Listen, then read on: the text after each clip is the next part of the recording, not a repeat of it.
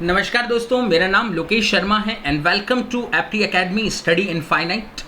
दोस्तों, मेरे paid courses को फॉलो करने के लिए आप मुझे ज्वाइन कर सकते हैं अनअकैडमी प्लस पे। वहाँ पे मेरे सभी पेड बैचेस रन हो रहे हैं और अगर आप ज्वाइन कर रहे हैं अनअकैडमी प्लस को तो डेफिनेटली मेरा रेफरल कोड यूज़ कीजिएगा which is Lokesh and it will give you 10% discount on your subscription. दोस्तों, ये जो हमारी सीरीज़ है जो हमने रन किया है इसका नाम है 7 बजे 7 सवाल लोकेश सर के साथ। ये सीरीज़ दोस्तों आप लोगों को मैं 7 क्वेश्चन डेली बेसिस पे कवर करवाऊंगा ऑन अर्थमेटिक कंसेप्ट्स। यहाँ पे मैं अलग अलग टॉपिक के ऊपर एक अच्छे लेवल के क्वेश्चंस आप लोगों के साथ डिस्कस करूंगा। चाहे आपने अपनी तैयारी शुरू भी की होगी तब भी आप इन लेक्चर्स को ज़रूर देखिएगा, आपको क्वेश्चंस को सॉल्व करने का डेफिनेटली कॉन्फिडेंस मिलेगा। ये सारे क्वेश्चंस अच्छे लेवल के रहेंगे और आप लोगों को बहुत सारी चीज़ें सिखा के जाएंगे, तो फॉलो कीजिएगा इनके एक्सप्लेनेशंस को, इनके सॉल्यूशंस को, ताकि आप कॉम्पिटिटिव एग्जाम में जब इस तरह के क्वेश्चन देखें तो कॉन्फिडेंटली उनको अटेम्प्ट कर सकें और उनको बना सकें। और इस सीरीज़ से आपको क्या फ़ायदा हो रहा है, किस तरह से आपको ये सीरीज़ लग रही है, तो डेफिनेटली लेक्चर के बाद कमेंट बॉक्स में ज़रूर अपने जो भी आपके मतलब विचार हैं, थॉट्स हैं, शेयर कीजिएगा। ओके, वो हमें हेल्प करते हैं ताकि हम अगले अपने कोई भी सीरीज़ रन कर रहे हैं, किसी भी तरह का हम वीडियो बनाने जा रहे हैं तो definitely that will be in our mind. Okay, so आज का जो एक और नोटिफिकेशन है ये मैं दे देता हूँ कि 17 जून से यानी आज से ये मेरा नया बैच अनअकैडमी पे शुरू होने जा रहा है, complete DI batch. This will be a comprehensive batch for banking aspirants specially, क्योंकि इसके अंदर मैं सारे डीआई के एस्पेक्ट कवर करूँगा, बिल्कुल बेसिक से लेके एकदम एडवांस लेवल के क्वेश्चन हम लोग डिस्कस करेंगे, पढ़ेंगे। ठीक है, तो आप ये बैच ज्वाइन कर सकते हो। इसका जो समय रहेगा डेली 6 PM to 7:30 PM रहेगा। ओके, अगर आप ये वीडियो लेट भी देख रहे हैं, 17 जून के बाद भी देख रहे हैं, तब भी आप ये बैच ज्वाइन कर सकते हो, कोई इशू नहीं है। जो भी रिकॉर्डेड वीडियोस होंगे वो अनअकैडमी पे आपको अवेलेबल मिल जाएंगे। तो अगर आपने ये वीडियो सपोज आपने 22 जून को देखा और सब्सक्राइब किया है, तब भी आप पुराने छूटे हुए वीडियोस को देख सकते हो, तो मिस कुछ नहीं होगा and you will be with us. Okay, got it. तो आगे बढ़ता हूँ दोस्तों। आज का पहला क्वेश्चन आप लोगों के सामने है। अच्छा क्वेश्चन है, कंफ्यूजिंग क्वेश्चन है, लेकिन थोड़ा सा साथ में देख के बनाइएगा। ओके, बात करते हैं पहले स्टेटमेंट क्या है, क्वेश्चन क्या है वो एक्सप्लेन करता हूं, उसके बाद फिर हम सॉल्यूशन में जाएंगे। ये कहता है एक्स मैन है can complete the work in x plus 2 days। यानी आपके पास कुछ एक्स मैन है, एक्स का नंबर हमें नहीं दिया, ये अपना पूरा काम कितने दिनों में करेंगे, x प्लस 2 days में करेंगे। वाई प्लस 7 मैन जो है अपना काम z डेज में करेंगे and y man can complete the work in z plus 12 days। ठीक है, so then find in how many days x plus z man can complete the same work. अब इसको ध्यान से समझना है, इसको किस तरह से अप्रोच करेंगे वो ध्यान से समझिएगा। देखिए, सबसे पहले अगर हम पहली स्टेटमेंट देखते हैं तो ये दोनों ही x के फॉर्मेट में है, गॉट इट। तो अभी हम इसको सीधा अप्लाई नहीं करते हैं, रुकते हैं थोड़ा सा। इसकी सेकंड स्टेटमेंट देखिएगा, ये वाली statement, y plus 7 man z day में काम करेंगे और y man z plus 12 days में काम करेंगे। तो इससे हम कंपेयर कर लें। देखिए, टोटल वर्क जो होता है, अगर आपको पता हो, ये ग्रुप वर्किंग के बारे में बात जरूर कर रहा है। टोटल वर्क जो होता है this is always equal to efficiency into time. Efficiency group working में होती है नंबर ऑफ पीपल जितने काम कर रहे हैं वो, और टाइम यानी कितना समय लगा। तो देखिए, यहाँ पे पहला स्टेटमेंट था y प्लस 7 मैन काम करते हैं z डेज में, तो यानी आपके लिए जो टोटल वर्क रहेगा वो रहेगा y प्लस 7, ठीक है, into z and that is equal to y man उसी काम को z प्लस 12 डेज में करते हैं। Got it. इनको थोड़ा सा इक्वेट कर देते हैं हम, z को अंदर मल्टीप्लाई किया अगर मैंने तो ये मिलेगा yz प्लस 7z, y को अगर अंदर मल्टीप्लाई किया तो ये फिर मिलेगा yz प्लस 12y। अब देखिए, yz दोनों तरफ कॉमन है तो कट जाएगा। 7z इक्वल टू 12y, यानी बेसिकली z और y का एफिशिएंसी आपके पास आएगा 12/7। यानी अगर मैं z की जगह 12 रख दूं और y की जगह 7 रख दूं तो इक्वेशन हमारी बैठ जाएगी। Got it. आगे बढ़ते हैं। फिर ये पूछता है then find in how many days x plus z man can complete the same work. Okay, अब एक काम करिए, ये z की वैल्यू 12 अगर मैं यहाँ रख दूं और y की वैल्यू 7 रख देता हूं तो इसके हिसाब से टोटल वर्क कितना होगा ये निकाल लें हम। जैसे मेरी बात समझिएगा। देखिए y प्लस 7 इंटू जेड, तो y की वैल्यू अगर हम 7 रखते हैं तो 7 प्लस 7 14, 14 इंटू 12, तो 14 into 12, so it would be 168। Got it? Clear है? हाँ, तो ये हमारी इक्वेशन बनती है 168। तो यानी this would be my total work. ये पार्ट क्लियर रहा। हमने क्या किया, z की वैल्यू 12 और y की वैल्यू 7 को हमने यहाँ रख के देखा, तो y प्लस 7, तो 7 प्लस 7 14 और z की वैल्यू 12, 14 इंटू 12 168। सेम कहीं पे भी, यहाँ पे भी रख सकते थे आप, 7 12 प्लस 12 24, तो 7 इंटू 24 68। Got it? आगे बढ़ते हैं। तो आपको ये सेम वर्क खत्म करवाना है कितने लोगों से, x प्लस z से। तो देखिए ये जो इक्वेशन थी आपकी, x man x plus 2 days लेते हैं पूरा काम करने में, तो इस कंडीशन में टोटल वर्क तो 168 ही रहेगा। अब इस इक्वेशन को अगर हम सॉल्व करें, x square plus 12x is equal to 168। ये कैसे लिखा मैंने, x इंटू एक्स प्लस 2, तो x इंटू एक्स प्लस 2 करेंगे तो x square plus 12x, sorry 2x not 12x, 2x। Got it? अभी इसको क्वाड्रेटिक में बदल दें, ये 168 इधर आ जाएगा, तो ये बनाएगा x square plus 2x minus 168 equal to 0। तो यहाँ पे ब्रेकअप कैसे बैठेगा, फैक्टर क्या होगा इसका, तो प्लस 14 और माइनस 12। यानी दोस्तों x की जो पॉसिबल वैल्यू होगी यार माइनस 14 और प्लस 12 होगी, तो नंबर ऑफ पीपल माइनस में नहीं हो सकते, तो इसलिए इसको हटा देंगे, यानी x की वैल्यू भी 12 निकल के आएगी। अब ये क्या पूछ रहा है, x प्लस जेड मिलके काम को कितने दिन में करेंगे, तो देखिए x की वैल्यू भी 12 आ रही है और z की वैल्यू भी 12 आ रही है, तो 12 प्लस 12 24 डेज निकालने हैं और वर्क अभी भी 168 ही है, सो डिवाइड करिएगा, answer will be 7 days. Got it? Clear रहा? तो ये अच्छा क्वेश्चन था, कंफ्यूजिंग क्वेश्चन था, लेकिन अगर आप थोड़ा सा इसको सिस्टमैटिक ढंग से लेके जाते थे तो ये बन जाता था। Got it? क्लियर रहा? एक बार फिर से बता रहा हूँ, ध्यान से सुनिएगा। यहाँ पे सबसे पहले इसने कहा y प्लस 7 मैन है, एक काम को z डेज में करते हैं, और y मैन उसी काम को z प्लस 12 डेज में करते हैं। तो हमने इसको इक्वेट किया, करने की कोशिश की, तो इस वजह से हमें इक्वेशन कुछ इस तरह से मिली, y plus 7 into z equal to y into z plus 12। Okay, पर मैं हाईलाइटर के जरिए दिखा देता हूँ, ठीक है, ध्यान से समझना। ये पहली इक्वेशन हमारी बनी थी, इन दोनों में हमने y अंदर मल्टीप्लाई किया z को, इधर y को, तो ये yz plus 7z equal to yz plus 12y, तो ये yz और yz कैंसिल आउट हो गए। अभी ये 7z इक्वल टू 12y आ गया, तो z अपॉन y, तो y को इधर भेजा, 7 इधर चला गया, तो ये बना 12 अपॉन 7। तो मैंने z की वैल्यू को 12 रखा और y की वैल्यू को 7 रख लिया। Got it? ये पार्ट क्लियर रहा? आगे बढ़ते हैं। तो हमने ये वैल्यूज़ को यहाँ रख के देखा, ठीक है, इस वैल्यू को यहाँ रख के देखा क्या इक्वेट बैठ रहा है कि नहीं। तो जैसे z की वैल्यू जब मैंने 12 यहाँ रखता हूँ, 7 की वैल्यू 7 यहाँ रखता हूँ, 7 प्लस 7 12 14, 14 इंटू 12 168, और यहाँ पे भी ये इक्वेट बैठ रहा है, यानी ये सही वैल्यूज़ हैं, these are the correct values. आप 24 और 14 रख के भी देख सकते हैं, तो शायद ये साम ना मिले। Got it? क्लियर? तो आगे बढ़ते हैं। इसके बाद हम आगे बढ़े, तो हमने क्या निकाला, टोटल वर्क कितना है, तो हमने वैल्यूज़ को रखा, जैसे y प्लस 7, जैसे मैंने अभी बताया, तो 14 इंटू 12 168, तो यस मुझे टोटल वर्क मिला 168। अब x की कंडीशन में भी टोटल वर्क तो वही है, 168 ही है, तो x इंटू एक्स प्लस 2 हमने किया, तो x इंटू एक्स प्लस 2 होता है x square plus 2x is equal to 168। तो ये क्वाड्रेटिक फॉर्म करेगा, तो माइनस 168 यहाँ लेके आ गए, this will form an quadratic equation, a quadratic equation. Okay, तो इसको ब्रेक किया, प्लस 14 माइनस 12, तो यानी x की वैल्यू हमें मिली माइनस 14 प्लस 12, यानी माइनस तो हो नहीं सकता था, यानी x की वैल्यू भी प्लस 12 ही रहेगी।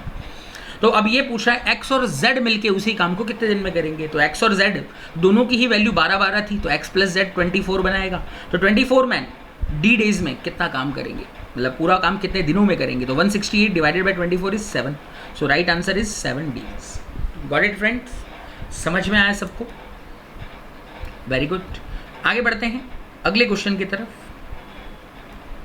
अगला क्वेश्चन इंटरेस्टिंग क्वेश्चन है, ध्यान से बनाइएगा, बढ़िया क्वेश्चन है, प्रॉब्लम ऑन ट्रेन के ऊपर है। प्रॉब्लम ऑन ट्रेन के अंदर जो भी कंसेप्ट होता है, एक ही कंसेप्ट होता है जिस पे वर्क करती हैं चीज़ें। पहला कंसेप्ट तो स्पीड बराबर डिस्टेंस अपॉन टाइम। यहाँ पे जो डिस्टेंस लिया जाता है वो दोनों ऑब्जेक्ट्स का लेंथ लेते हैं, ट्रेन जिस भी ऑब्जेक्ट को क्रॉस करेगी उसका लेंथ प्लस उस ट्रेन का खुद का लेंथ, ठीक है। तो यानी यहाँ पे जो डिस्टेंस ली जाएगी ट्रैवलिंग मतलब जो क्रॉस होने वाले ऑब्जेक्ट्स हैं दोनों, उनका लेंथ लिया जाएगा।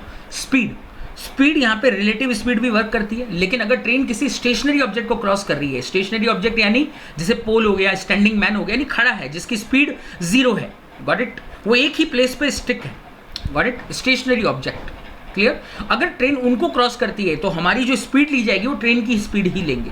लेकिन अगर वो ऑब्जेक्ट मूवमेंट में है, जैसे कोई मैन है वो रनिंग कर रहा है, जॉगिंग कर रहा है, या एक ट्रेन दूसरी ट्रेन को क्रॉस कर रही है, दोनों मूवमेंट में है, तो उस कंडीशन में आपको रिलेटिव स्पीड लेना होता है। ये हमारा बेस कंसेप्ट है इस पूरे टॉपिक का। और दूसरी और सबसे इंपॉर्टेंट चीज जो इस टॉपिक में लगती है वो है यूनिट कन्वर्जन। मीटर पर सेकंड को किलोमीटर पर आवर में, यहाँ पे बहुत अवेयर रहना होगा। यहाँ पे इस टॉपिक में मैक्सिमम गलतियां बच्चों से यही होती है कि यूनिट कन्वर्जन करना भूल जाते हैं। स्पीड दी हुई है किलोमीटर पर आवर में, बट हमें कन्वर्ट करनी थी मीटर पर सेकंड में, हम भूल जाते हैं। तो जल्दबाजी में वो गलतियां हमें भुगतनी पड़ती है। तो इस टॉपिक के अंदर यही प्रॉब्लम है। Otherwise it is a scoring topic, आसान टॉपिक है। हर कॉम्पिटिटिव एग्जाम में इसके ऊपर क्वेश्चन आते हैं, चाहे बैंकिंग लीजिए, रेलवेज लीजिए, या आप एसएससी की बात करिए, डेफिनेटली इसके ऊपर क्वेश्चन आते हैं और स्कोरिंग होना चाहिए। It is again a scoring topic, got it. तो ध्यान से समझना, एक्सप्लेन कर रहा हूं। ये कह रहा है a 400 metre long train A passed a pole in 20 second. तो यानी एक ट्रेन ए है, ठीक है भाई साहब। तो ये ट्रेन क्या कर रही है, एक खुद 400 मीटर लंबी है और एक 20 सेकंड में एक पोल को क्रॉस करती है। देखिए पोल स्टेशनरी ऑब्जेक्ट है, यानी स्पीड जो हमें मिलेगी ट्रेन की ही मिलेगी, लेकिन पोल की लेंथ भी नेग्लिजिबल होती है एज कंपेयर टू ट्रेन। तो यानी यहाँ पे सिर्फ और सिर्फ ट्रेन का लेंथ लेना होता है। तो यहाँ पे जो हमारी स्पीड निकल के आएगी दोस्तों, स्पीड ऑफ ट्रेन ए, तो निकल के आएगी 400 मीटर अपॉन 20 सेकेंड। ये समझ में आया कि नहीं? 400 मीटर अपॉन 20 सेकंड क्यों किया है, इसका सिंपल सा लॉजिक आपको मैं क्लियर कर देता हूं ताकि आप फंसे ना। देखिए 400 मीटर ट्रेन का लेंथ था, तो डिस्टेंस अपॉन टाइम, तो स्पीड बराबर डिस्टेंस अपॉन टाइम, और ये सीधा सीधा आपको ट्रेन ए का स्पीड दे देगा विच विल बी 20 मीटर पर सेकंड। ये पार्ट क्लियर हो गया। तो ये स्पीड ऑफ ट्रेन ए आ चुका है 20 मीटर पर सेकंड। आगे बढ़ता हूं। फिर ये कहता है train A passed another train be travelling in opposite directions. तो देखिए जब दो ट्रेनें अपोजिट डायरेक्शन में एक दूसरे को क्रॉस करते हैं तो दोनों का स्पीड ऐड होता है इन 18 सेकंड। तो यहाँ पे समय दिया गया है 18 सेकंड में क्रॉस करती है, लेकिन ट्रेन का लेंथ और स्पीड नहीं दिया, ट्रेन बी का, गॉट इट। आगे बढ़ते हैं, इसने एक स्टेटमेंट और दिया है। ये कहता है if length of train B is 31 से ही 1/4% लेस देन ट्रेन ए। तो देखिए दोस्तों 31 से ही 1/4 होता क्या है, पहले आपको वो समझना पड़ेगा। तो ये है बेसिकली 31.25, गॉट इट। आप इसको ऐसा लिख सकते हो 31 सही 1/4, और ये बन जाएगा आपका 125/4 इंटू 100% की वजह से 25 से ये गया 5 बार और ये गया 4, यानी ये आएगा 5/16। तो कहने का मतलब ये है अगर ट्रेन ए का लेंथ 16 है तो ट्रेन बी का जो लेंथ रहेगा दैट विल बी 11, 5 कम है, तो इनकी लेंथ का रेशो आ जाएगा 16:11। अब देखिए ट्रेन ए का लेंथ आपके पास ऑलरेडी है 400, तो यानी ट्रेन बी का लेंथ कितना निकलेगा, तो अब इसको सॉल्व करिएगा। ये इससे जाएगा आई थिंक 25 बार जाता है, तो 25 × 11 225, 275। तो यानी length of train B will be 275 metre. तो देखिए जब दोनों ट्रेन एक दूसरे को क्रॉस करती हैं तो उस कंडीशन में दोनों का लेंथ ऐड होता है, तो यानी आपका जो ट्रैवलिंग लेंथ होगा तो वो हो जाएगा 675। 400 मीटर पहली ट्रेन का और 275 दूसरी ट्रेन का, और ये दोनों एक दूसरे को कितनी देर में क्रॉस करेंगे, 18 सेकंड में, 18 सेकंड में, गॉट इट। हाँ, तो इससे आपको स्पीड मिलेगा, लेकिन that speed will be the relative speed, यानी दोनों ट्रेनों का स्पीड होगा वो। तो कैलकुलेट करते हैं, 9 से जा रहा है 2 बार, ये 9 से जाएगा 75, गॉट इट। 2 से फिर डिवाइड करिएगा तो this will be 37.5 metre per second. तो ये जो 37.5 मीटर पर सेकेंड है दोस्तों, दोनों ट्रेन का स्पीड है।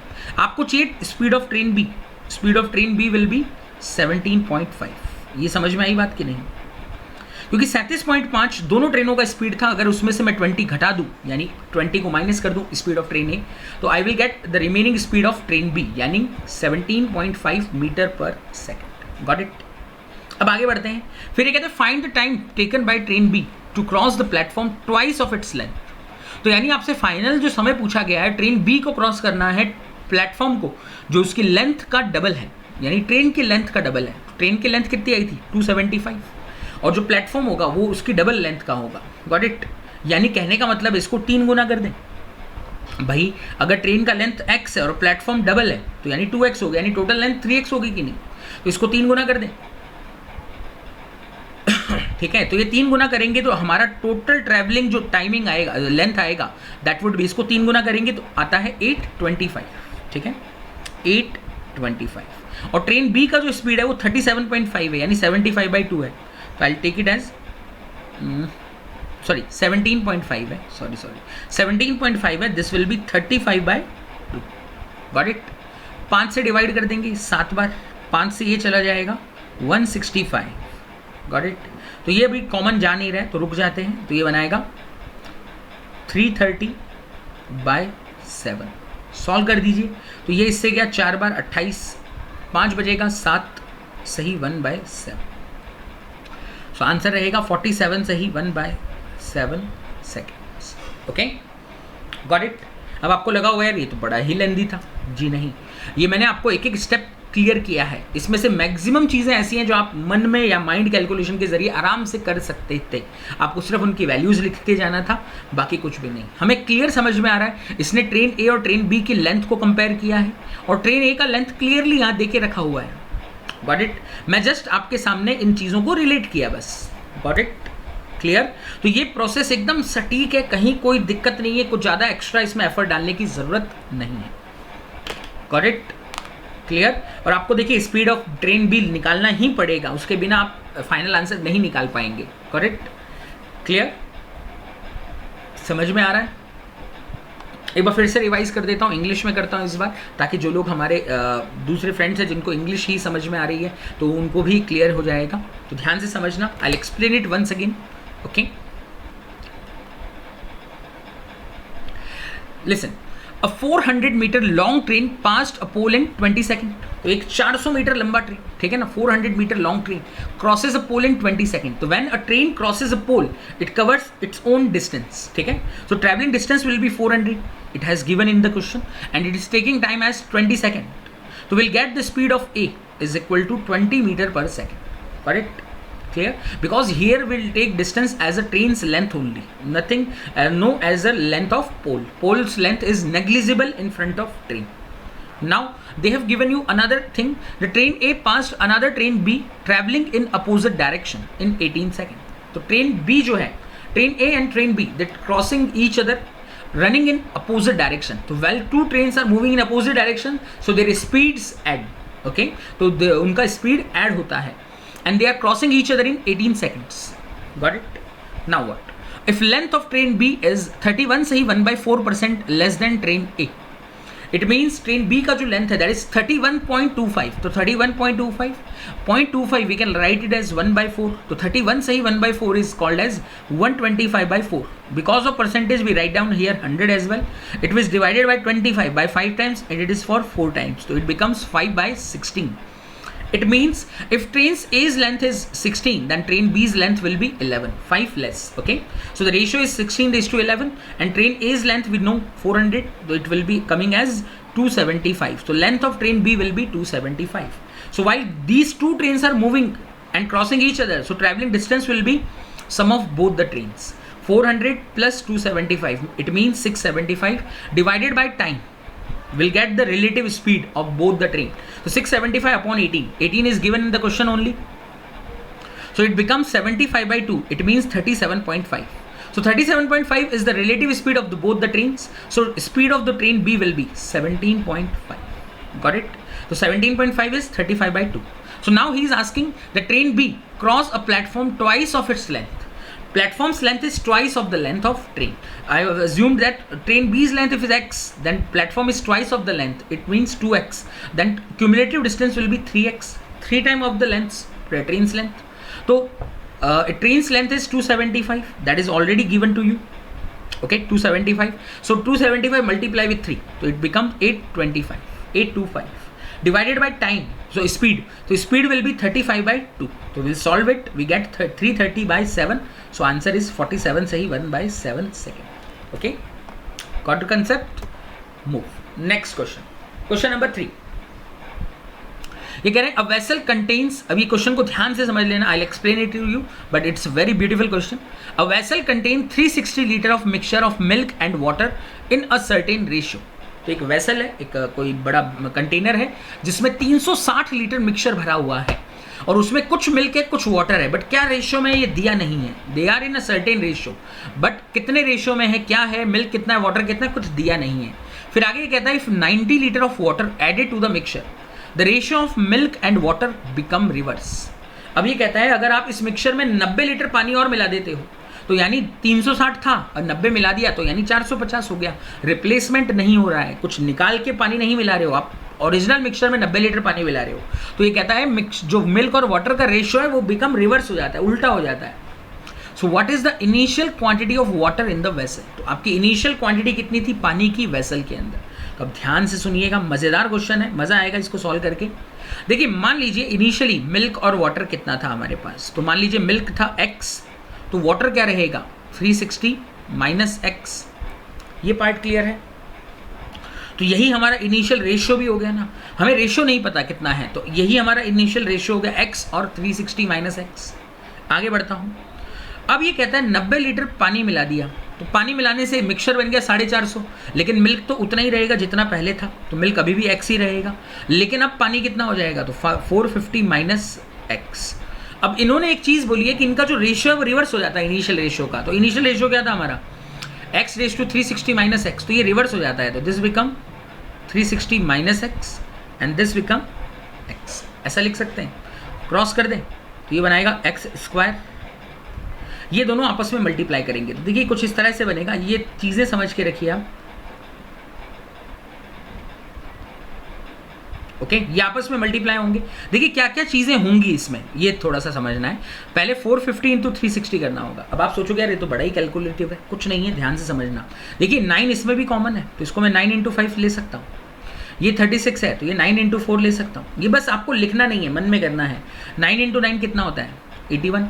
5 इंटू 4 कितना होता है 20। तो 81 का डबल कितना होगा 162 और 2 0 ऑलरेडी है इसमें, तो ये बनाएगा 1,62,000 1,62,000 इन दोनों का प्रोडक्ट। Got it. अभी इन दोनों को आपस में मल्टीप्लाई 450 इंटू माइनस एक्स, तो ये बनाएगा माइनस का 450 x minus x into this, तो ये बनाएगा माइनस का 360 एक्स एंड प्लस का एक्स स्क्वायर। Got it. अब आप एक चीज़ देखिए, एक्स स्क्वायर इधर भी कट हो गया। अभी ये दोनों चीज़ों को मैं इधर भेज देता हूँ। Got it. तो ये बनाएगा 810x equal to 162,000। Got it. तो देखिए एक जीरो से ये एक जीरो कट करवाएगा। Got it. अभी 81 का अगर मैं डिवाइड इधर कर दूं तो ये जाएगा 2 बार 00, यानी x की वैल्यू हमारी क्या मिल गई दोस्तों 200। तो x की वैल्यू अगर 200 है यानी पानी कितना हो जाएगा तो 200 माइनस 360 माइनस 200 यानी 160।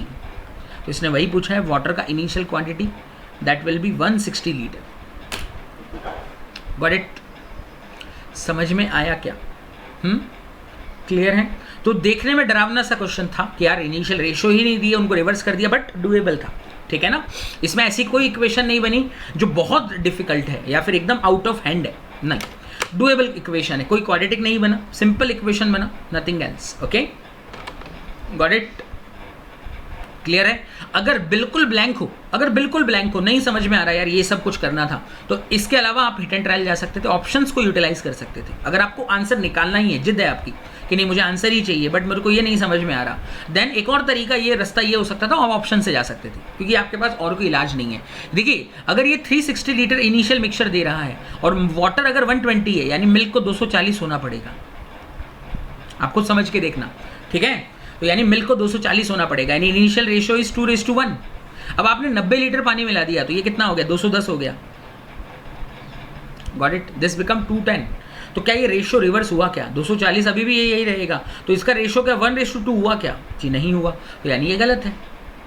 फिर 140 के साथ ट्राई करके देखा 360, तो 360 में से 140 चला गया, 140 पानी हो गया, तो ये कितना होगा 220 होगा। अब आपने 90 इसमें मिला दिया, 90 मिलाने से 230 हो जाएगा, लेकिन क्या ये रिवर्स हो रहा है क्या? जी नहीं हो रहा, क्योंकि इनका जो रेशियो आ रहा है 11 और 7 हो जाएगा, तो क्या ये 7 और 11 हो रहा है क्या? जी नहीं होगा, तो ये भी गलत है। फिर 150 ट्राई करके देखा, 360 माइनस 150 किया, तो ये बना 210 और ये बना 150। क्या रेशियो है इनका 7 और 5 है। अभी आपने 90 बढ़ा दिया तो ये 240 हो गया। तो अभी रेशियो 7 और 8 हो गया। क्या रिवर्स हुआ क्या? जी नहीं हुआ। 5 और 7 चाहिए था हमें तो, जी नहीं हुआ।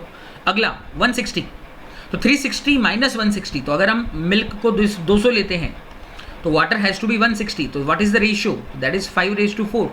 अब आपने 90 लीटर ये मिला दिया, दैट बिकम 250, तो 200 और 250 रेशियो 4:5 हो रहा है, जी हो रहा है, यानी this would be my answer. Got it? तो ये एक और तरीका हो सकता था, you can go with the options, hit and trial in that. Okay, got it? तो दोनों में से जो एग्जाम में बत्ती जलेगी वो आपको जलानी है। Got it? क्लियर? आगे बढ़ते हैं। तो ऐसे क्वेश्चन से डरने की कोई जरूरत नहीं है, ये मेरा बस मेन कहना है। आगे बढ़ता हूं, अगला क्वेश्चन देखते हैं। क्वेश्चन नंबर 4 देखिएगा और समझिएगा। ये कह रहा है if the ratio of the curved surface area of the right circular cone, ठीक है, राइट सर्कुलर कॉन का मतलब ये होता है जो कॉन बनेगा उसके अंदर जो लेंथ, हाइट और रेडियस है, यानी स्लेंट हाइट एंड रेडियस का जो रिलेशन है वो पाइथागोरस थ्योरम यानी उस राइट एंगल ट्राइंगल के हिसाब से होगा। बस इतना सा ध्यान में रखना होता है। तो देखिए ratio of the curved surface area of a cone and the area of the base, area of the base क्या होता है? सर्कुलर होता है। तो कोन का जो कर्व्ड सरफेस एरिया होता है वो होता है pi R L divided by pi R square equal to कितना है? 13 और 12। Got it? देखिए पाई से पाई कैंसिल, एक आर से एक आर कैंसिल, तो आपके पास लेंथ और रेडियस का जो स्लेंट हाइट है और रेडियस है उसका रेशियो मिलता है 13 और 12। गॉट इट हुआ? तो देखिए क्या है सिचुएशन, क्या है वो मैं आपको थोड़ी सी समझा देता हूँ। ये कौन है आपका, ये इनके बीच का रिलेशन होता है। तो ये रेडियस, ये हाइट और ये स्लेंट हाइट, तो इनके बीच में पाइथागोरस थ्योरम बनती है। तो अगर ये 13 है, ये 12 है, तो ये 5x हो जाएगा। मतलब हमें इनकी वैल्यू नहीं पता, ये रेशियो है। तो ये 13x है, ये 12x है, तो ये 5x बन जाएगा। Got it? क्योंकि इनके बीच में ट्रिपलेट बैठ रहा है। ठीक है, ट्रिपलेट के बारे में पता होगा आपको पाइथागोरस के, अगर नहीं पता होगा फिर कभी हम इसको डिस्कस करेंगे। ठीक है, डिटेल में नहीं बता रहा हूँ, ध्यान में रखिए। अगर ये 12 है, ये 13 है, तो ये ट्रिपलेट फॉर्म करता है। करेक्ट? तो यानी जो हाइट निकल के आएगी दैट विल बी 5x। तो अगर ये 13x है, ये 12x है, तो ये इट विल बी 5x। ये पार्ट क्लियर है? इसके बाद इसने वॉल्यूम के बारे में बात की है, वॉल्यूम दे के रखा है। तो वॉल्यूम का फॉर्मूला क्या होता है दोस्तों? 1/3 बाय आर स्क्वायर एच होता है। तो वैल्यूज रखते हैं, 1/3 तो 1/3 ही रहेगा, पाई को पाई ही रखता हूँ। आर को हमने क्या माना है? 12x स्क्वायर, तो ये बनाएगा 12x स्क्वायर। तो 12 का भी स्क्वायर रहेगा, यानी 144 लिख सकता हूँ। ठीक है, ताकि चीज़ें एकदम क्लियर दिखें आपको। तो ये 144x स्क्वायर बन गया। हाइट कितना है? 5x है, and that is equal to 240 pi. देखिए पाई से पाई कैंसिल हो गया। 144 से अगर आप इसको डिवाइड करिएगा तो ये मिलेगा आपको 48 इंटू 5 भी 240 ही होता है। यानी दोस्तों x की जो वैल्यू है आपकी 1 आ जाएगी। इससे ये समझ में आता है। तो यानी यही इनकी लेंथ, स्लेंट हाइट, रेडियस और हाइट है। ठीक है, 13, 12 और 5 ही इनके डायमेंशंस है। आगे बढ़ता हूँ। Then what is the total surface area of the cone? Total surface area जो होता है दोस्तों कोन का, उसका फॉर्मूला होता है pi R L plus pi R square. ठीक है, तो पाई को पाई रखते हैं।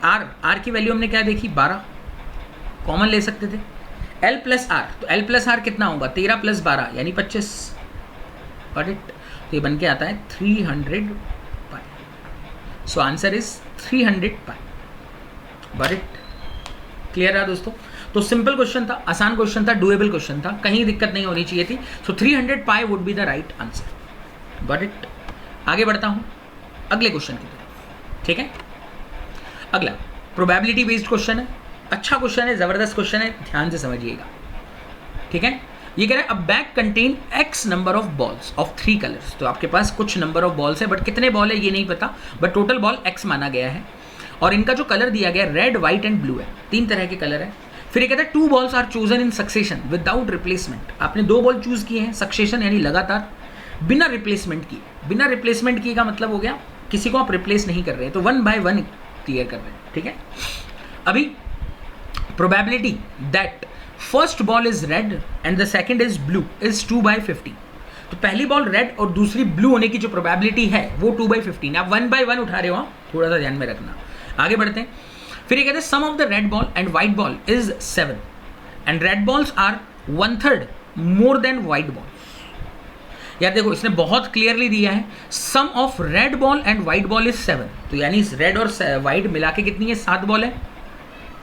और रेड बॉल जो है 1/3 ज़्यादा है वाइट बॉल से। तो देखिए दोस्तों, रेड और वाइट का जो रेशियो रहेगा दैट विल बी 4/3। अगर मैं वाइट को 3 मानता हूँ तो रेड इससे 1/3 ज़्यादा होंगी, यानी 1 ज़्यादा होगी, तो इनका रेशियो 4 और 3 होगा। और देखिए इनका सम 7 ही है, तो यानी रेड बॉल 4 ही रहेंगी और वाइट बॉल जो होंगी 3 होंगी। Got it? क्लियर? अगर टोटल बॉल आपके पास x है, गॉट इट, हाँ, तो आपके पास जो बची हुई बॉल होगी ये कौन सा कलर होगा? ब्लू ही होगा। तो ब्लू का जो नंबर निकल के आएगा दैट विल बी x - 7 होगा। फिर यही पार्ट हो गया, क्योंकि दोनों मिला के 7 है। अगर टोटल बॉल x थी तो ब्लू विल बी x - 7 होगा। ये बात समझ में आई? अब इसने हिंट दिया है प्रोबेबिलिटी का। इसने एक और हिंट दिया है, टोटल बॉल जो है 20 से कम है। टोटल बॉल 20 से कम होनी चाहिए, यानी 20 से नीचे ही रहेंगे। आगे बढ़ता हूँ, नेक्स्ट। तो देखिए इसने क्या हिंट दिया है, वो कहता है फर्स्ट बॉल रेड और सेकंड बॉल ब्लू होने की प्रोबेबिलिटी 2/15 है। तो देखिए पहली बॉल रेड बॉल हमारे पास आ चुकी है 4 है, ब्लू बॉल कितनी है? तो x - 7 है। और जब आप पहली बॉल उठाओगे वो x में से उठेगी, और जो दूसरी बॉल उठाओगे वो x - 1 में से उठेगी। तो 2 का डिवाइड नहीं जाएगा। इक्वल टू कितना बता रहा है? 2/15 बताया जा रहा है। Got it? ये इक्वेशन के थ्रू जाना हो गया, मैं मेथड से आपको बता रहा हूँ, ठीक है? देखिए 2 से अगर आप ये कट करेंगे 4 2 बार चला जाएगा, गॉट इट? डिवाइड में जाएगा, 2 बार कट हो जाएगा। 15 भी इधर आता है, तो इसको अगर हम इक्वेट करें, एक बार सॉल्व करें, तो ये बनाएगा 30x - 7 × 30 यानी 210 दैट इज इक्वल टू, ये इधर आएगा तो ये होगा x² - x। ये पार्ट क्लियर रहा? अभी इन दोनों वैल्यूज़ को इधर भेज देते हैं, तो ये कुछ इस तरह से बनेगा, x² - 30x इधर आएगा तो -31x बनाएगा, और ये माइनस का 210, यही होगा। Got it? तो ये कुछ इस तरह से बनेगी इक्वेशन। x की जो वैल्यू निकलेगी कुछ इस तरह से निकलेगी, x -21 और प्लस 1 सेकंड, प्लस में जाएगा, सॉरी ये प्लस का आएगा, सॉरी, ठीक है? तो -21 और -10 निकल के आएगा, गॉट इट? प्लस 210। तो इससे आपको x की 2 वैल्यू मिलेंगी, 21 भी और 10 भी, गॉट इट? यानी टोटल बॉल जो इसने हिंट दिया है कि टोटल बॉल 20 से कम होनी चाहिए, तो 21 कैंसिल हो जाएगा, यानी the right answer is 10। Got it? पहला तरीका, क्या ये क्लियर है? हाँ, ये पूरा मैंने एकदम बेसिक मेथड से आपको सिखाया। यूजुअली मैं इस मेथड को खुद भी रेफर नहीं करता हूँ, मैं आपको भी मना करूँगा कि ये रेफर मत करिएगा। मैं इसका दूसरा तरीका जो अपना हिट एंड ट्रायल होता है, माय फेवरेट मेथड, वो मैं आपको बताऊँगा, बट मेथड पता होना चाहिए। देखो, जब भी आप किसी शॉर्टकट या किसी और हिट एंड ट्रायल चीज़ों में जाते हो ना, लेकिन उससे पहले आपको बेस पता होना चाहिए, वो बहुत ज़रूरी है। नहीं तो हिट एंड ट्रायल कहीं ना कहीं अटका देगा आपको, सीधा ही हिट एंड ट्रायल सीखना गलत हो जाता है। इसलिए मेथड पता होना चाहिए। मैंने आपको समझा दिया कि ये इस तरह से बना। क्या हुआ, मैं फिर से एक बार रिपीट कर देता हूँ ताकि आपको चीज़ें क्लियर हो जाएं। रेड और वाइट का नंबर तो समझ में आ गया होगा, 4 और 3 है। टोटल बॉल x मानी है, तो यानी ब्लू जो होगी x - 7 होगी। अब इसने हिंट दिया था एक रेड बॉल होना है और एक ब्लू होना है, और 1 बाय 1 उठा रहे हो आप, ठीक है? तो यानी पहली बॉल रेड होगी तो रेड 4/x, 4/x। दूसरी बॉल ब्लू होगी तो ब्लू कितनी, x - 7 है। अब जो बॉल उठेगी वो x में से नहीं, x - 1 में से उठेगी, तो that's why x - 1 that is equal to 2/15। इसको हमने सॉल्व किया तो एक क्वाड्रेटिक में लीड किया, x² - 31x प्लस 210। 31 का ब्रेकअप 21 और 10 आ गया, तो x की पॉसिबल वैल्यू 21 भी आ रही थी और 10 भी आ रही थी, दोनों आ रही थी। बट यहाँ पे हिंट दिया गया है जो नंबर ऑफ बॉल्स है वो 20 से कम होनी चाहिए, तो यानी 10 ही बचा, तो my answer is 10। Got it? Method clear हो गया। अब बात करते हैं दूसरा तरीका क्या हो सकता था, ठीक है? हिट एंड ट्रायल कैसे कर सकते थे, तो वो चीज़ मैं आपको थोड़ी सी सिखा देता हूँ, ध्यान से समझना, ओके? प्लीज़ फोकस करिएगा, आराम से समझ में आएगा, बहुत सिंपल है, कोई दिक्कत नहीं है, ठीक है? ध्यान से समझना है। देखिए टोटल बॉल रेड और वाइट तो हमारे पास आ चुकी हैं, आई थिंक ये तो क्लियर है आप लोगों को, 4 और 3 है। टोटल बॉल जितनी होंगी वो अभी हमें नहीं पता है, लेकिन इसने कुछ हिंट दिए हैं वो आपको पकड़ने पड़ेंगे। जैसे देखिए इसने प्रोबेबिलिटी 2/15 रखी है, यानी डिवाइड में 15 आ रहा है, which is a multiple of 5। यानी जो भी टोटल नंबर ऑफ बॉल होगा या तो वो 5 का मल्टीपल होना चाहिए या उसका पिछला नंबर 5 का मल्टीपल होना चाहिए। Got it? हाँ, क्योंकि हम जब 2 बॉल पिक करते हैं तो हमारा एक x होता है और एक x - 1 होता है, तो या तो ये 5 का मल्टीपल होना चाहिए या फिर ये 5 का मल्टीपल होना चाहिए। Got it? तो हमारे पास पॉसिबिलिटीज़ क्या क्या बैठती हैं दोस्तों? 10 हो सकता है टोटल बॉल, 11 भी हो सकता है क्योंकि 11 - 1 10 होता है, 15 हो सकता है, 16 भी हो सकता है। बस ये 4 पॉसिबिलिटीज़ हमारे पास हैं, इनके अलावा और कुछ नहीं हो सकता। Got it? पहली चीज़ ये क्लियर होगी। हाँ, अब आप एक एक हिट एंड ट्रायल दे के देख लो कि आपको कहाँ कौन सी चीज़ मिलती है। तो देखिए मोस्ट ऑफ द टाइम जो चांसेस होते हैं 11 होने के चांसेस क्यों नहीं है ये भी मैं क्लियर कर देता हूँ, क्योंकि डिवाइड में 11 नहीं है। अगर 11 नंबर होता तो ये प्राइम नंबर है तो किसी से कट ही नहीं सकता, तो ये तो रहना ही चाहिए था, बट ये नहीं है, इट मीन्स ये रॉन्ग है। Got it? क्लियर? 16 चलो ये हट सकता था, बाकी 3 ऑप्शन आपके लाइव है। अब उठाते हैं कोई भी हिट एंड ट्रायल में, जैसे ये उठा लिया 10, तो इस हिसाब से ब्लू बॉल 3 होनी चाहिए थी। Got it? लग के देख लो, तो एक रेड तो 4/10, 3/9, तो 3 से ये गया 3 बार, 2 से ये गया 2 बार, 5 बार, दे रहा है 2/15, यस दे रहा है, तो यानी यही मेरा सही आंसर है। Got it? क्लियर? अगर 10 से नहीं आता 15 रख के देख लेते, बात समझिएगा। 15 अगर रखेंगे तो ये 8 हो जाएगा, अगर मैं 15 रखता हूँ तो ये 8 हो जाएगा, रख के देख लो आप। 4/15 इंटू 8/14 लेना पड़ेगा, अभी 7 और गले बढ़ जाएगा आपके, तो है ही नहीं वो, तो ये गलत है। समझ में आ रही है मेरी बात? तो ये जो मेथड मैं आपको बता रहा हूँ, दिस इज परफेक्ट मेथड। इस तरह का कोई भी क्वेश्चन हो, लेकिन इसके लिए आपका रेशियो का मेथड, रेशियो का कंसेप्ट और प्रोबेबिलिटी बेसिकली होती क्या है वो चीज़ें एकदम क्लियर होनी चाहिए, तभी आप इस चीज़ों को अप्लाई कर पाओगे, तभी आपको सक्सेस मिलेगा, तभी आप अच्छा स्कोर कर पाएंगे। Got it? क्लियर? तो मैंने एक ट्रेडिशनल वे भी बता दिया, डायरेक्ट भी बता दिया, आई होप समझ में आएगा। आगे बढ़ते हैं, अगला क्वेश्चन, छठा क्वेश्चन। ठीक है, आई होप मज़ा आ रहा होगा, पूरे सेशन को अटेंड कीजिएगा, it will be very very interesting session. ठीक है, आगे ये कहता है a shopkeeper sold an article at 40% of profit. ये जो क्वेश्चन है ये बहुत है सिंपल, लेकिन लैंग्वेज गंदा कर रहा है, तो वो ध्यान से पढ़िएगा। क्वेश्चन बहुत सिंपल है, मैं सॉल्व करूंगा, आप बोलोगे सर ये कैसे हो गया, लेकिन इतना ही सिंपल है, बट लैंग्वेज को घुमाया गया है। ये कह रहे एक शॉपकीपर एक आर्टिकल को 40% प्रॉफिट पे बेच रहा है। ठीक है, तो यानी अगर मैं इसका कॉस्ट प्राइस 100 लेता हूँ, तो यानी इसका सेलिंग प्राइस कितना रहेगा 140, और ये कहता है इसको मार्कअप किया जाता है 75% के ऊपर, यानी इसका जो मार्क प्राइस रहा होगा 175 रहा होगा। ये पार्ट तो बहुत क्लियर है। आगे बढ़ते हैं, फिर ये कहता है sold at the price on which he previously sold on the profit percent earn on an article is x. ये कह रहा है अगर इसको उसी प्राइस पे बेचा गया जिस पे बेचा गया था, तो यानी इसी प्राइस पे, तो इसका जो प्रॉफिट होता है वो एक्स होता है, यानी प्रॉफिट कितना है 40% है, यानी बेसिकली एक्स की वैल्यू 40% ही है। आप प्रीवियसली जिस सेलिंग पे बेच रहे थे उसी पे बेचा गया है। आप अगर यहाँ पे कॉस्ट बदल रहे होते तब प्रॉफिट बदलता, बट आपने कॉस्ट को नहीं बदला है, तो यानी एक्स की वैल्यू 40 ही है। Got it? ये स्टेटमेंट क्लियर कर लीजिएगा। ये कह रहा है sold at the price on which he previously sold, तो पहले कितने पे बेचा जा रहा था 140 पे बेचा जा रहा था, तो अभी भी कितने पे बेचा जाएगा 140 में ही बेचा जाएगा, तो इसका जो प्रॉफिट आएगा that will be same. Okay, and that is counted as x%, and the percentage discount offered is y। तो देखिए यहाँ का आपको परसेंट निकालना है डिस्काउंट का। देखिए डिस्काउंट कितना दिया है आपने 35 का दिया है, और डिस्काउंट किस पे कैलकुलेट होता है MRP पे।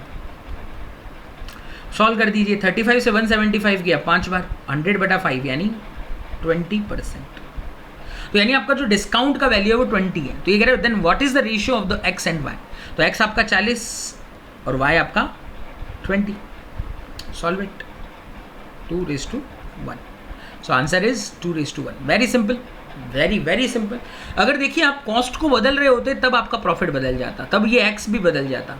ये चीज़ आपको क्लियर रखनी है। अगर मैं बोलता if cost reduce by 20% and the article was sold at the which price that was sold earlier previously, got it, तब उस कंडीशन में सेलिंग प्राइस आपका 140 ही रह जाता, लेकिन आपकी कॉस्ट 80 हो जाती, तो आपका प्रॉफिट बदलता, तब उस कंडीशन में आपको प्रॉफिट को बदलना पड़ता।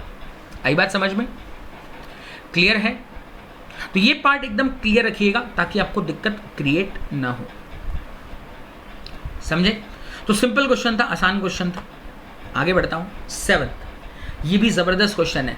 एजेस हमेशा से इंपॉर्टेंट टॉपिक रहा है। एजेस का टॉपिक हर एग्जाम में इंपॉर्टेंट रहता है, मतलब चाहे आप बैंकिंग का देखिए, चाहे आप रेलवेज देखिए, एसएससी देखिए, एजेस के ऊपर क्वेश्चन आपको लगभग हर पेपर में मिलेंगे। ठीक है, तो इस तरीके को फॉलो करना, जो मैं सिखाने जा रहा हूँ, जो मैं बताने जा रहा हूँ, बहुत आसान है, लेकिन अगेन वही बात है, क्वेश्चन को पढ़ते आना चाहिए। ठीक है, गॉट इट? कोई अलग से ट्रिक एंड टेक्निक नहीं लेके आएंगे। हमको आपको क्वेश्चन को पढ़ते आना चाहिए बस, that is the key point of arithmetic. अगर आप क्वेश्चन को पढ़ना सीख गए ना, तरीके अपने आप आने लग जाएंगे। और आपका जो बेस है वो बहुत क्लियर होना चाहिए, मतलब रेशियो का यूटिलाइजेशन, परसेंटेज यूटिलाइजेशन, एवरेज का यूटिलाइजेशन, ये परफेक्ट होना चाहिए। तब अरिथमेटिक आपका एकदम फ्रेंड बन जाएगा और एकदम आप बहुत अच्छे तरीके से इन क्वेश्चंस को टैकल कर सकेंगे। चलिए बात करते हैं इस क्वेश्चन के ऊपर। ये क्वेश्चन क्या कहना चाह रहा है? ये कह रहा है आफ्टर 8 ईयर्स, 8 साल के बाद, the ratio of the age of A and B is 6:7। ठीक है, तो यानी ए और बी की एज का रेशियो कब का है? ये 6 और 7 कब का है? 8 years after. Got it? Clear? यानी प्रेजेंट एज क्या होगी? तो अगर मैं इनकी एज को 6x और 7x मान लूँ तो ए की प्रेजेंट एज क्या होगी? 6x - 8 और बी की प्रेजेंट एज क्या होगी? 7x - 8। ये पार्ट क्लियर हुआ? अब बच्चों के साथ प्रॉब्लम क्या है, वो इस इक्वेशन को बनाने में हिचकते हैं कि यार बिना इक्वेशन आ जाए। नहीं, कभी कभी बनाना पड़ता है जब चीज़ें कॉम्प्लिकेटेड होती हैं। ठीक है ना, तो ये चीज़ों को ध्यान में रखिए, बनेगा। आगे बढ़ते हैं।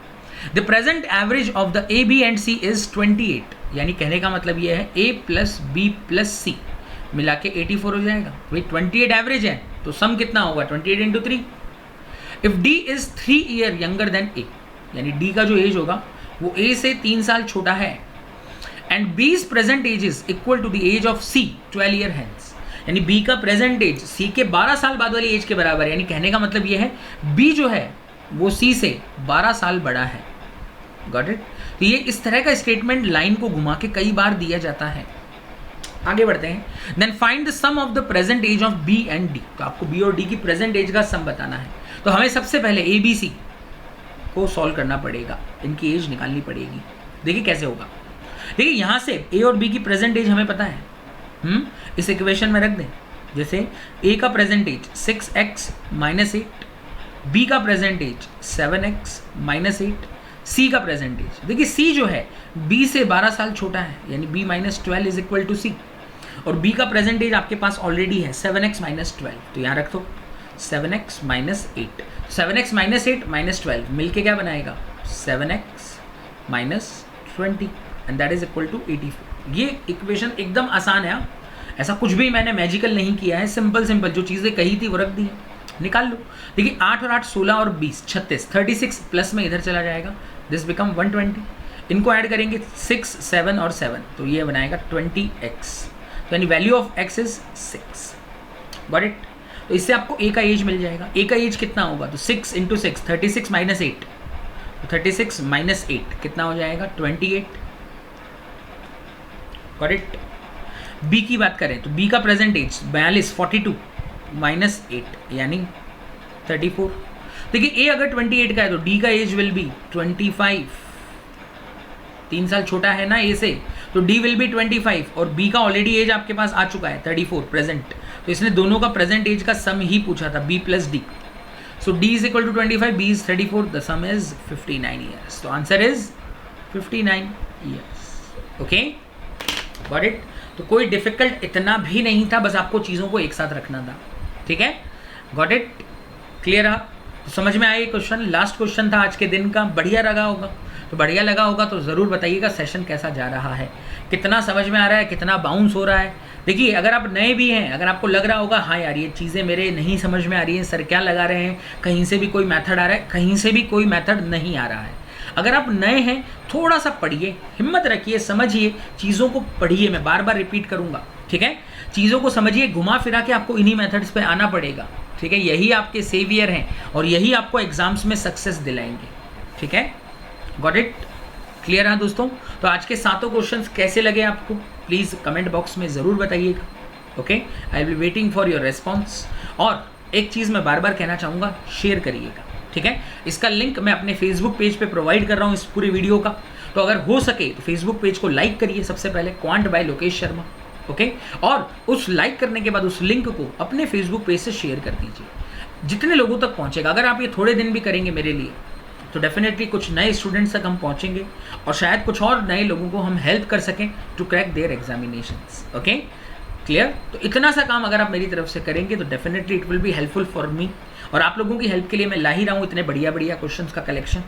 ताकि आप बहुत अच्छे से इन क्वेश्चंस की तैयारी कर सकें, ठीक है। इसके लिए अब आपको अलग से किसी बैचेस वगैरह को देखने की ज़रूरत नहीं। अगर आप वाकई में ईमानदारी से इनको फॉलो करोगे, डेडिकेटेडली फॉलो करोगे, you will get good result from these questions. Okay, clear रहा दोस्तों? तो जल्दी से सब्सक्राइब कर दीजिएगा हमारे चैनल को। कल भी मैं देख रहा था तकरीबन 33% लोग ऐसे हैं जो हमारे वीडियो को देख रहे हैं but they are not subscribe to our channel, ठीक है। तो कोशिश करिए कि सब्सक्राइब कर लीजिए, ठीक है, कुछ अच्छा ही मिलेगा। ओके, हाँ, अगर नहीं पसंद आ रहा है या तरीका नहीं समझ में आ रहा है then it's up to you, लेकिन अगर समझ में आ रहा है और अगर आप सपोर्ट कर रहे हैं तो प्लीज़ सब्सक्राइब ज़रूर कर लीजिएगा, ठीक है। और जिन्होंने सब्सक्राइब किया है, thank you very much from my heart, from bottom of my heart. तो जुड़े रहिए, इसी तरह से फॉलो करते रहिए, और भी बढ़िया बढ़िया चीज़ें मैं आप लोगों के लिए लाता रहूँगा इस चैनल पे। क्वांट आपका एकदम सॉलिड बना के रहेंगे। आपका जो, अगर आपका एवरेज पार्ट भी है, आपका वीक पार्ट भी है, तो उसको हम कोशिश करेंगे कि अगर वीक है तो एवरेज से अबव जाए, और अगर एवरेज है तो वो स्ट्रॉन्ग पार्ट में कन्वर्ट हो, ठीक है। Got it? So bye bye दोस्तों, take care, have a great day, और एंजॉय करिए, और सेशन को लाइक करिए, शेयर करिए, और सब्सक्राइब ज़रूर कीजिए चैनल को। Okay, bye bye, have a great day.